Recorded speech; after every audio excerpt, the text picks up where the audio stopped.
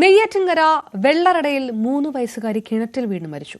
ചൂണ്ടിക്കൽ സ്വദേശി ചന്ദ്രമോഹൻ ആതിര ദമ്പതികളുടെ മകൾ നക്ഷത്രയാണ് മരിച്ചത്.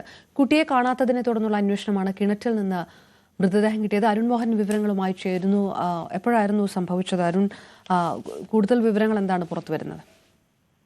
അപർണ, ഇന്ന് രാവിലെ 10 മണിയോടുകൂടിയായിരുന്നു ഈ സംഭവം. നമുക്ക് മനസ്സിലാക്കാൻ കഴിഞ്ഞതനുസരിച്ച് വെള്ളറട ചൂണ്ടിക്കൽ സ്വദേശിയായ ചന്ദ്രമോഹൻ ആതിര ദമ്പതികളുടെ മകളാണ് ഈ നക്ഷത്രയാണ് അപകടത്തിൽപ്പെട്ടത്. ഈ കുട്ടിയുടെ അച്ഛന്റെ അമ്മയുടെ വീട്ടിൽ ആക്കിയ ശേഷം അമ്മ പുറത്ത് സ്ഥാനം വാങ്ങാൻ പോകുന്ന സമയത്തായിരുന്നു അപകടത്തിൽപ്പെട്ടത്. നമുക്ക് മനസ്സിലാക്കാൻ കഴിഞ്ഞതനുസരിച്ച് ഈ കിണറ് ആഴം കൂടിയ കിണറാണെങ്കിലും കൈവരി പൊക്കം കുറഞ്ഞതായിരുന്നു. ഈ വെള്ളം നിറഞ്ഞു നിൽക്കുന്ന ഒരു സാഹചര്യമായിരുന്നു. കാരണം ഇതൊരു ഏല പ്രദേശമാണ്. അവിടെ വെള്ളം ഉയർന്നു നിന്നിരുന്നു.